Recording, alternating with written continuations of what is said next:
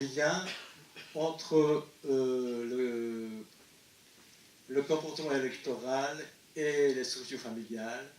On peut regarder un peu ce qui s'est passé au moment du référendum sur le traité de Maastricht. Alors, à l'époque, là, les grands médias n'arrêtent pas de dire que l'Europe, c'est la paix, la croissance et la solidarité. Donc, il y avait beaucoup de gens qui s'attendaient à ce qu'il y ait un écart énorme. Mais le résultat, c'est que l'écart n'était pas si énorme. Et oui a gagné avec 51%, non 49%. Alors, ce qui est flagrant, c'est que tout à l'heure, cette partie, c'était inégalitaire. Cette partie-là, c'est égalitaire. Alors donc, les partis inégalitaires étaient disponibles pour se soumettre à une valeur extranationale, ultranationale, par exemple à l'Église catholique, ou bien la monarchie européenne, etc. Par contre, ces partis égalitaires ont refusé justement ce genre de situation. Alors donc, on peut repérer en gros en filigrane un peu le même type de comportement entre ces régions inégalitaires et ces régions égalitaires. Alors, après, avec l'Union européenne, l'euro, si vous voulez, libre circulation des capitaux, des marchandises et des hommes, apporter des événements quand même assez marquants, c'est-à-dire délocalisation, fermeture d'usines, désindustrialisation, plus de chômage, évasion fiscale des multinationales. Alors, c'est tout ça ont marqué la société, l'esprit des Français. Et donc, au moment du référendum 2005 sur le traité de la Constitution européenne, ils ont cette fois-ci plutôt massivement dit non, oui, 45%. Alors, les répartitions, en gros, ça reste à peu près le même, mais les régions qui ont voté justement oui pour le traité de Maastricht ont voté cette fois-ci non. Mais ce qui est constant, c'est que l'Alsace et la capitale, et puis là c'est Lyon, et la Bretagne, ils ont voté plutôt pour la Constitution européenne. Donc on peut constater qu'il y a quand même un constant. Alors, donc les structures familiales jouent un rôle quand même extrêmement profond dans le comportement des gens, soit en termes de politique, en termes d'économie, en termes de liens sociaux. Alors maintenant, on revient au Japon. Le Japon, où la structure familiale et le mode de scrutin ne se contrebalancent pas. Alors tout à l'heure, j'ai parlé un petit peu du changement du mode de scrutin qui a eu lieu au Japon en 1994. La loi est passée en 1994.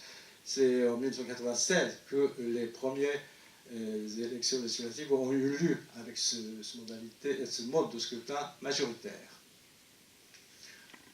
Alors, je vous signale qu'il est très important, d'un point de vue des analyses de structure familiale, qu'il y ait un facteur dans la société comme règle qui permet de contrebalancer la valeur profonde de la société. Alors, en ce qui concerne les modes de scrutin, en gros, on peut séparer. On peut dire qu'il y a deux façons de faire, c'est-à-dire majoritaire, c'est un seul héritier. Dans cette façon, c'est-à-dire c'est un héritier unique, donc inégalitaire. Et proportionnel, c'est égalitaire. Alors en France, vous savez, la France a traditionnellement toujours utilisé un mode de scrutin majoritaire. Les majoritaires, c'est inégalitaire. Sauf le 4e République. Alors la France la France, en tant que société égalitaire, a adopté un mode de scrutin égalitaire sous la 4e République. Le résultat, c'est qu'il y avait quand même pas mal d'instabilité politique. À la limite, c'était trop égalitaire, trop libre, si vous voulez. Alors du coup, sur le 5e République, ils ont repris le scrutin majoritaire à 2 tours, c'est-à-dire un mode de scrutin inégalitaire, dans le sens d'un héritier unique qui reçoit la totalité de la responsabilité d'une circonscription. Alors donc maintenant en France, il y a un bon équilibre à mon avis, un bon équilibre. Et au Royaume-Uni, c'est une société extrêmement individualiste, libre. Il n'y a que la liberté qui prédomine là. Ils s'en fichent solennellement de l'égalité, de la valeur d'égalité. Alors donc le Royaume-Uni, en tant que société individualiste, adopte un scrutin uninominal majoritaire à un tour, c'est-à-dire très inégalitaire. Même pas à 2 tours, comme en France. Vous savez, donc ça permet d'éliminer la diversité d'opinions pour en sauvegarder les principales idées, des idées principales. C'est pour éviter qu'il y ait une dispersion trop importante. Donc, on peut constater qu'il y a un équilibre entre la valeur de la société et la valeur contraire du mode scrutin. Comme ça se contrebalance. L'Allemagne, c'est pareil. L'Allemagne, c'est une société comme le Japon, inégalitaire, autoritaire, et il utilise toujours un mode de scrutin proportionnel. C'est ça qui lui permet d'avoir un équilibre. Alors au Japon, par contre au Japon, la société japonaise est une société inégalitaire, mais ils sont passés, et le Japon est passé au mode de scrutin majoritaire à un tour. À un tour, c'est-à-dire comme l'Angleterre, c'est extrêmement inégalitaire comme mode de scrutin. Par contre, avant 1994, on utilisait justement ça, c'est-à-dire un mode de scrutin avec des circonscriptions à sièges multiples. C'était plus ou moins égalitaire, parce que dans chaque circonscription, il y avait plusieurs sièges. Donc comme ça, on voyait des députés de plusieurs courants différents. Alors, ce que j'aimerais bien souligner, c'est que le Japon actuellement est dans une situation politique qui n'est pas tout à fait normale. C'est-à-dire c'est le scrutin majoritaire inégalitaire qui renforce les traits inégalitaires de la société japonaise. Ça bloque les choses. Ça bloque les choses. Alors j'ai résumé un peu comme ça. Le Japon de type famille souche, autoritaire, inégalitaire, héritier unique, est passé en 1994 à un mode de scrutin inégalitaire. Ce basculement renforce certains traits de la famille souche. La politique déflationniste s'inscrit dans ce contexte. Donc ça ne bouge pas, vous savez. Le fait que la déflation continue 20 ans n'est pas rien par rapport à ce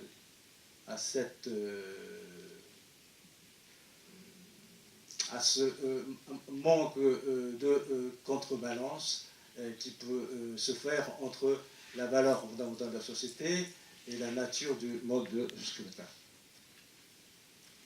Alors, c'est dans ce contexte-là que la déflation continue au Japon. Et puis, depuis 2013, mais le gouverneur Abe est arrivé au pouvoir en décembre 2012. Mais la politique d'Abe commence en pratique en 2013. Alors, il a présenté un projet justement de politique économique qu'on appelle Abenomics. Et le discours de façade de Abenomics était chercher à réaliser un taux de croissance nominal de 3%. En tout cas, c'était un projet qui avait l'air assez keynésien. Ce qu'ils ont fait, c'est le quantitative easing, un assouplissement massif, et puis ils ont parlé justement de l'investissement public qui est substantiel, et puis incitation à l'investissement privé. Donc, pour relancer l'économie, il faut que le gouvernement investisse, et après, ça va revenir. C'était ça un peu l'idée de Abenomics. Par contre, ce qui s'est passé en réalité, c'est simplement qu'ils ont mis en place une série de mesures néolibérales déflationnistes qui avaient pour fonction de perpétuer la déflation. C'est-à-dire le quantitative easing. Ça, ils ont fait. Ça continue, même maintenant, comme en Europe. Et puis, au lieu d'investir de façon substantielle, ils ont mis en place restriction budgétaire, primary balance, c'est ce dont je vous ai parlé tout à l'heure, et puis augmentation de TVA, réduction de l'impôt sur les sociétés. Et tout ça, ce sont des mesures déflationnistes. Et dérégulation, privatisation des services publics et travail étranger. Et donc, il y a tous les éléments qui constituent une politique déflationniste. Alors, qu'est-ce qui a apporté l'Abenomics au Japon? Alors, lui, il est arrivé là, en décembre 2012, et puis il a sorti l'Abenomics, et il a fait le quantitative easing, donc ça a fait monter un petit peu. Mais là, du coup, en 2014, ils ont augmenté la TVA, ce qui a fait basculer tout de suite la tendance qui était un peu ascendante. Et donc là, maintenant, c'est même négatif comme on dit, GDP deflator. C'est un taux de croissance des prix, vous savez. Alors, attendez, et ça, c'est croissance nominale, voilà, ça c'est taux de croissance nominale, c'est ça. Et ça, c'est taux de croissance des prix, si vous voulez. Alors, donc, on n'investit pas suffisamment au Japon. Ça ne date pas de l'Abenomics. Alors, ça, c'est entre 1996 et 2012. Par rapport au niveau de 1996, le Japon baisse comme ça. Et là, c'est 47%. 47%. On manque d'investissement terriblement.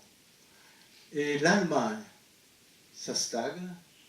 Effectivement, moi j'ai entendu dire qu'en Allemagne, sur les Autobahnen, vous savez, il y a des endroits qui sont complètement dévastés. Et puis par contre là, ça c'est le Canada, l'Angleterre, la Corée, les États-Unis, la France, l'Italie. Vous savez, la France c'est 165% par rapport au niveau de 1996. Donc le Japon n'investit pas suffisamment, le gouvernement n'investit pas suffisamment. Pourquoi? Pourquoi justement? Et ensuite, ça c'est pour la recherche, l'investissement pour la recherche qui est fondamental pour améliorer la productivité. De ce côté-là, aussi le Japon est en bas vraiment, par rapport au niveau de 2000. On est simplement à 106%. 106%. Par contre, là, ça c'est la Chine. Ça c'est, comment dire, 11 fois plus important. Et la Corée, c'est 474%. Et puis là, c'est les États-Unis, l'Allemagne, l'Angleterre. C'est 160, 150, quelque chose comme ça. Mais par rapport au Japon, quand même, c'est beaucoup mieux, beaucoup mieux. Donc le Japon n'investit pas suffisamment. Alors, ça fait partie justement un peu des idées principales de ce qui a été mis en pratique par Abenomics. Contrairement à son discours de façade, qui était keynésien, de type keynésien. Alors, pour agiter ça, effectivement, vous savez, ça, c'est le moment où le gouvernement est arrivé au pouvoir. Alors, ils ont commencé à faire appel massivement aux travailleurs étrangers. C'est net. Donc, c'est un peu comme, on peut dire que le Japon a pris sa décision de suivre le chemin de l'Allemagne. Alors, on en est où à ce moment-là? Ça représente un nombre d'immigrés entrés en 1995 par pays. En tête, c'est l'Allemagne. Ensuite, c'est les États-Unis. Les États-Unis, c'est pas étonnant, c'est normal. Et puis l'Angleterre, c'est ça, et le Japon, et la Corée. Mais après le Brexit de l'Angleterre, ça c'est en 2015. Donc 2016-2017, je pense que la place a été changée. L'Angleterre est arrivée soit en 4e ou en 5e. Par contre, le Japon est en 3e place, en nombre d'immigrés entrés en une année. Alors, c'est ça l'Abenomics en gros. Au lieu de faire des politiques économiques de type keynésien pour relancer l'économie avec des investissements, ils ont fait exactement le contraire.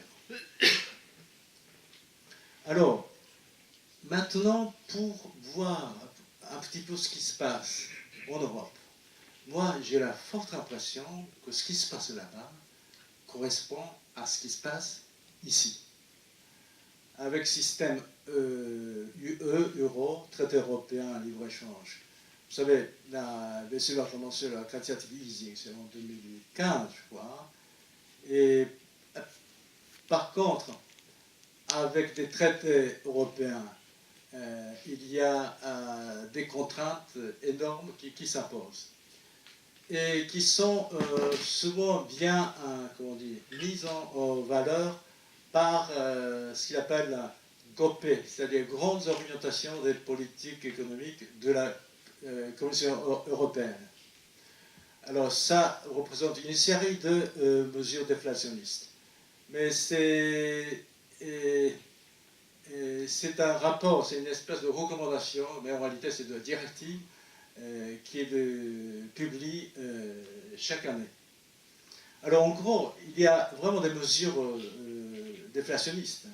Réduction du déficit de la dette, réduction des dépenses publiques, privatisation de services publics, dérégulation, par exemple le loi travail, le Comori, ça venait directement de cette de GOPE.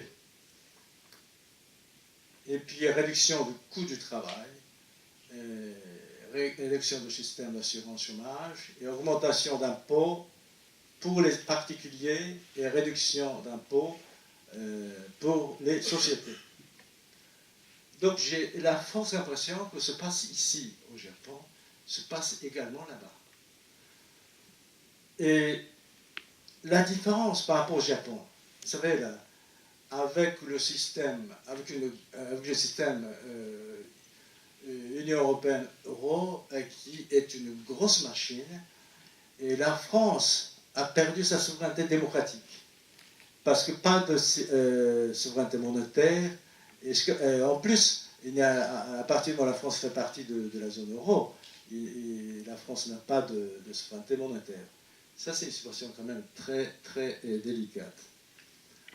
Alors, la situation telle qu'on peut la voir avec tous ces traits, toutes ces choses, qui est plein de problèmes à mon avis. À ce moment-là, il y a un pays qui a justement refusé d'aller avec. C'est l'Angleterre. Alors, le 23 juin 2016, ils ont réalisé un référendum sur l'appartenance de l'Angleterre à l'Union européenne.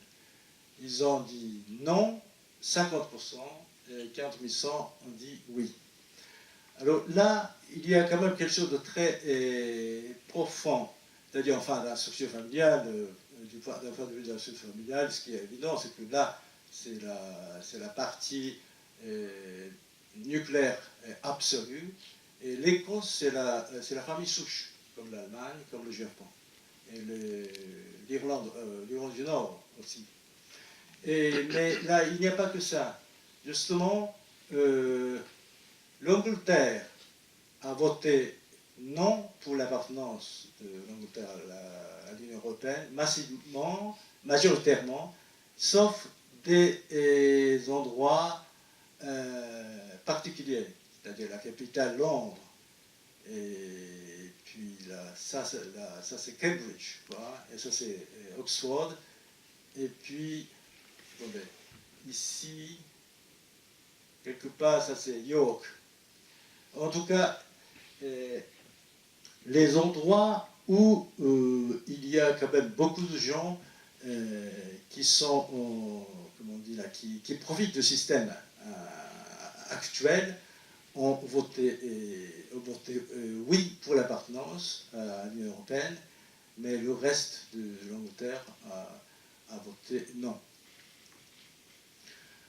Alors, au moment du Brexit, du vote du Brexit, du référendum sur le Brexit, alors il y avait toute une série de campagnes anti-Brexit qui a été organisée en disant que si l'Angleterre sort de l'Union européenne, ce sera tout de suite une catastrophe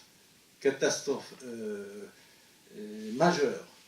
Et tous les responsables politiques de l'Union européenne ont dit ça, et puis l'FMI, et puis même le président des États-Unis, Obama, s'est déplacé pour dire la même chose.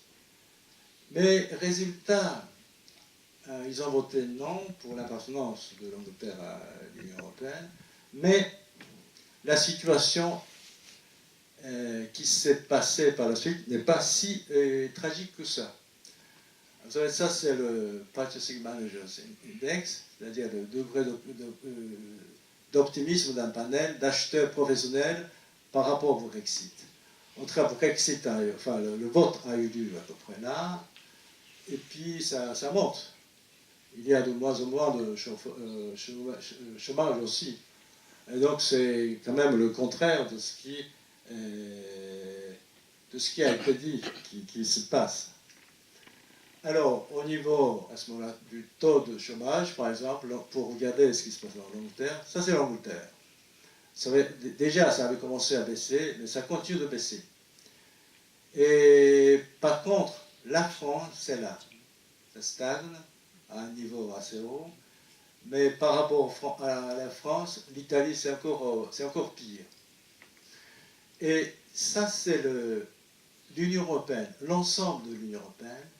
Le taux de chômage baisse quand même, mais la France reste à un niveau quand même assez important. Alors, les pays membres de l'Union européenne se trouvent quand même dans une situation assez délicate, sauf peut-être pour l'Allemagne. Ça, c'est l'Allemagne.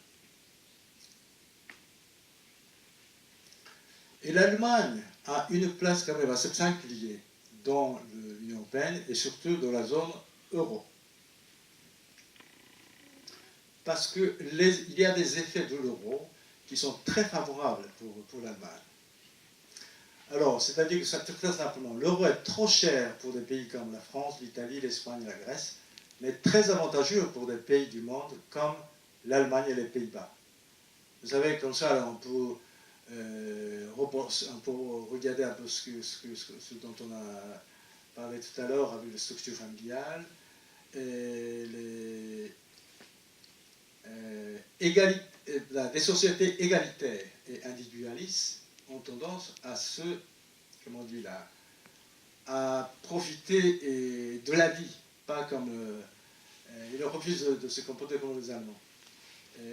Les Allemands sont quand même plus efficaces collectivement pour je sais pas, réaliser un projet collectif, Et pas forcément, c'est un point fort pour les Français. Mais la grandeur de la France est ailleurs, en tout cas. Et ça, c'est un des effets de l'euro. Mais en plus de ça, vous savez, l'euro est une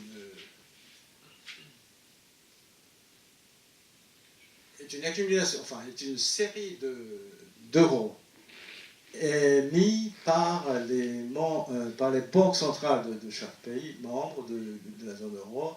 Mais le taux de change est fixé à 1 pour 1. Donc c'est fixé. Donc il n'y a pas de possibilité d'évaluation pour la France. Et la zone euro est en croissance faible et quasi déflation. Ça, c'est un constat quand même qu'on ne peut pas ignorer. Et en plus de ça, la France, malgré le fait que l'euro n'est pas avantageux pour elle, il ne peut pas se référer à la dévaluation. Ce qui a été fait à plusieurs reprises pendant les 30 glorieuses, dans les années 50, 60, 70. Et entre autres, vous savez, il y a une exigence de moins de 3% de déficit pour maintenir la stabilité de l'euro. Et ça incite justement à imposer une politique très déflationniste. Alors, l'euro est arrivé ici, 2000, quelque part par là. Et c'est l'Allemagne qui gagne, bien sûr. Et la France est là. Ça baisse, baisse, baisse. Et puis, ça c'est l'Italie. Ça c'est l'Italie et c'est l'Espagne. Avant l'introduction de l'euro, l'Allemagne souffrait justement de la réunification du pays. Mais c'est l'euro, structurellement, lui a permis de monter de cette façon-là. C'est-à-dire tout simplement, leur productivité est meilleure que les autres. Tout simplement. Mais à ce moment-là, il fallait qu'il y ait une dévaluation de la part de la France, de la part de l'Espagne, de la part d'Italie. Mais à partir du moment où ils font partie de la zone euro, dont le taux de change est fixé, on ne peut rien faire. On ne peut rien faire. Et donc ça, c'est les effets. Ah oui, ça c'est le balance de paiement de pays. N'est-ce pas? C'est export, import. Donc il y a des déséquilibres extrêmement importants. Alors ça, c'est le taux de chômage. En gros, ça c'est l'Union européenne, ça c'est la zone euro. Quand même, la zone euro est pénalisée par rapport à l'ensemble de l'Union européenne. Parce que c'est fixé, le taux de change. Alors ça, c'est la France avec 100 et l'euro 1997-2016. Ça, j'ai pris ça dans un article de Jacques Sapir, l'économiste, si vous voulez. Alors, ça, c'est ce qu'on a constaté aujourd'hui, jusqu'à maintenant. Mais sans euro, d'après lui, vous savez, il y aura moins de chômage. Et d'après lui, par exemple, si on sort de l'euro, la France aura, en l'espace de 2 ans, moins de à peu près 2 millions de chômeurs. 2 millions de chômeurs. Ça correspond à peu près à cet décalage. Vous savez, ça c'est 4,5 millions de chômeurs, et ça c'est 1,5 million. La différence c'est ça, l'écart. Ça peut varier bien sûr en fonction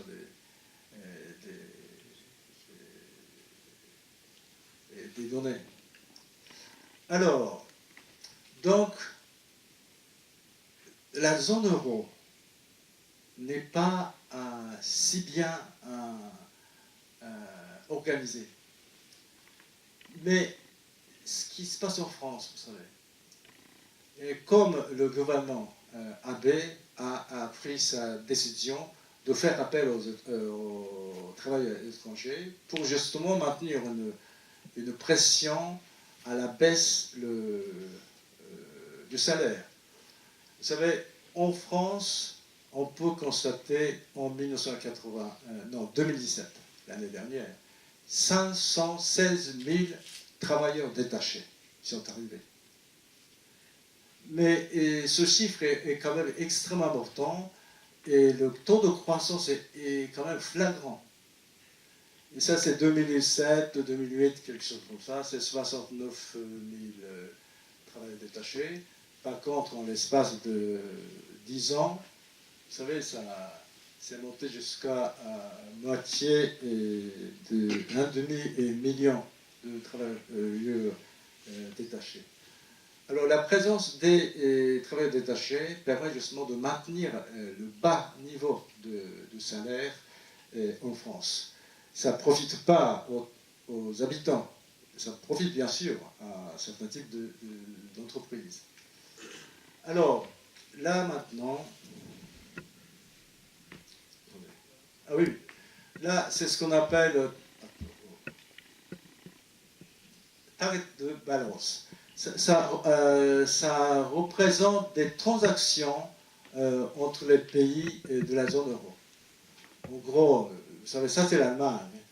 Il y a à peu près là, cette année, enfin en fin de 2017, 900 milliards d'euros sont arrivés en Allemagne. Et principalement de l'Espagne et de l'Italie. Ça montre les divergences entre les pays, et puis ça montre manque de confiance des investisseurs pour l'euro. Donc on peut dire que l'euro ne va pas survivre dans ces conditions. C'est très, très grave à mon avis. Alors, tout ça, il y a beaucoup de problèmes. On peut constater qu'il y a beaucoup de problèmes autour de l'Union européenne, de l'euro. Mais pour ce qui concerne le débat public autour de cette question, j'ai l'impression qu'en France, il ne se passe pas grand-chose. C'est le pluralisme d'opinion qui manque terriblement.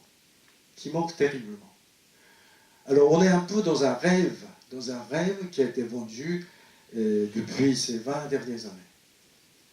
Alors, je vous rappelle, enfin j'ai choisi un certain nombre de citations. Vous savez, ça c'est Michel Rocard qui a dit en 1992, juste avant le référendum pour